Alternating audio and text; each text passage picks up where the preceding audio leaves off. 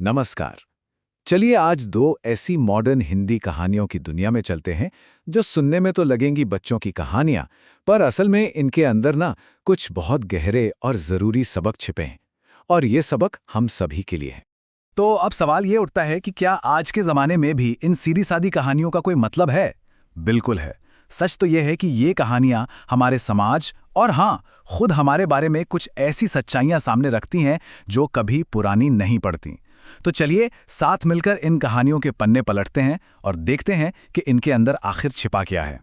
तो हमारी पहली कहानी है चंदन की। चंदन एक ऐसे गांव में रहता है जहां गर्मी बस बर्दाश्त से बाहर है। और इस गांव में ना अमीर और गरीब के बीच की लकीर बहुत साफ साफ दिखाई देती है।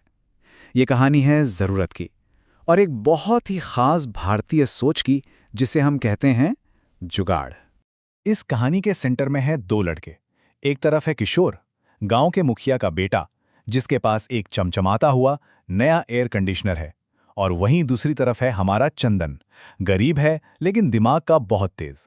और बस यहीं से कहानी शुरू होती है।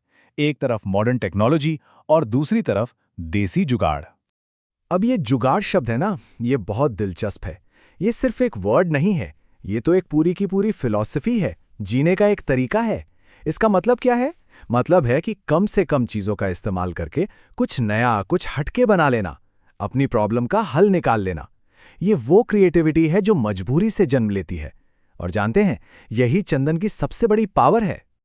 और देखिए, चंदन जिस तरह से अपना आविष्कार करता है, वो तरीका कितना सिंपल पर कितना पावरफुल है।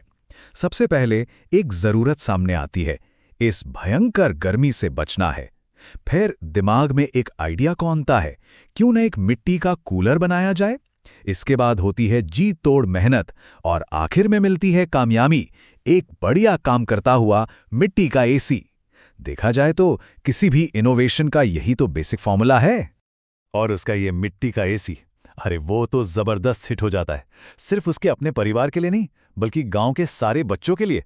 सब उसके घर आने लगते हैं ठंडी ठंडी हवा खाने। चंदन का दिल भी देखिए कितना बड़ा है। वो अपने सभी दोस्तों से वादा कर लेता है कि वो सबके लिए एक एक एसी बनाएगा।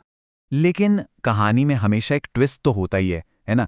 अब किशोर, जो मुखिया का बेटा है, वो एकदम अकेला पड़ जाता है। सारे दोस्त तो चंदन के पास हैं और बस इसी जलन में, इसी ईर्ष्या में वो चंदन का एसी तोड़ देता है।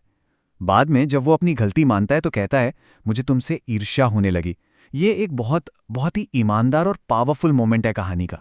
अच्छा हुआ कि मुखिया जी यानी किशोर के पापा एक समझदार इंसान हैं। वो अपने बेटे को उसकी गलती का एहसास दिलाते हैं और उसे चंदन से जाकर माफी मांगने के लिए कहते हैं। और इस तरह कहानी का अंत होता है माफी और एक नई पक्की दोस्ती के साथ। चलिए अब देखते हैं कि हमारी दूसरी कहानी हमें कहां लेकर जाती है। तो हमारी दूसरी कहानी हमें गांव की धूल भरी गलियों से उठाकर सीधा आसमान में ले जाती है। ये कहानी है सूरज और चांद की। एक ऐसी कहानी जो हमें घमंड के बारे में और कुदरत के बेहद नाजुक बैलेंस के बारे में बहुत कुछ सिखाती है। कहानी में टकराव तब शुरू होता है जब सूरज को अपनी अहमियत पर बहुत घमंड हो जाता है और गांव वाले भी हाँ में हाँ मिलाने लगते हैं। वो सब मिलकर चांद को बेकार बताते हैं, उसका अपमान करते हैं। कहते हैं, अरे चांद का होना ना होना तो एक बराबर है। सोचिए, ये शब्द चांद के दिल पर कैसे लगे होंगे।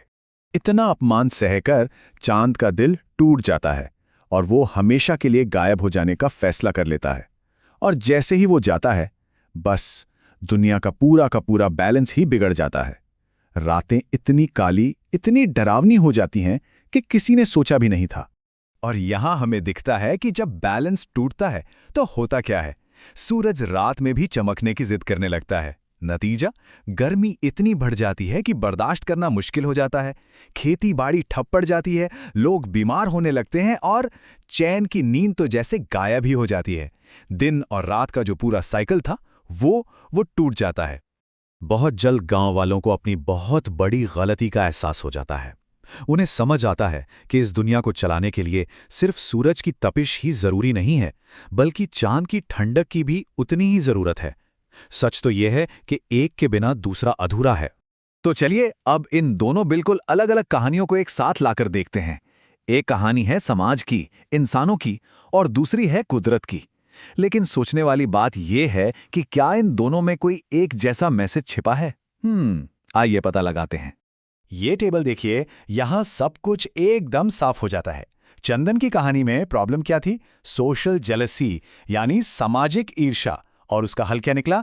माफी और दोस्ती। वही सूरज चांद की कहानी में प्रॉब्लम थी नेचुरल इम्बैलेंस, यानी प्राकृतिक असंतुलन, और उसका हल था आपसी सम्मान और संतुलन। देख रहे हैं, दोनों कहानियां असल में एक ही तरफ इशारा कर रही हैं। तो सबसे बड़ी सीख, सबसे जरूरी बात क्या है? वो ये है कि चाहे हमारा समाज हो या ये कुदरत, दूसरों की कीमत को समझना और उसकी इज्जत करना, यही तालमेल और संतुलन की चाबी है। जब भी हम किसी को कम आंकते हैं, चाहे वो कोई इंसान हो जैसे चंदन या फिर चांद, बैलेंस तो बिगड़ता ही बिगड़ता है। और बस इसी एक सवाल के साथ आज की बात खत्म करते हैं। अपनी अपनी जिंदगी के बारे में जरा सोचिएगा, कौन है वो लोग या वो चीजें जिन्हें सूरज की तरह बहुत अहमियत दी जाती है, और कौन है वो जिन्हें चांद समझकर शायद नजरअंदाज कर दिया जाता है। शायद असली बैलेंस दोनों को बराबर सम्मान देने में ही छिपा है।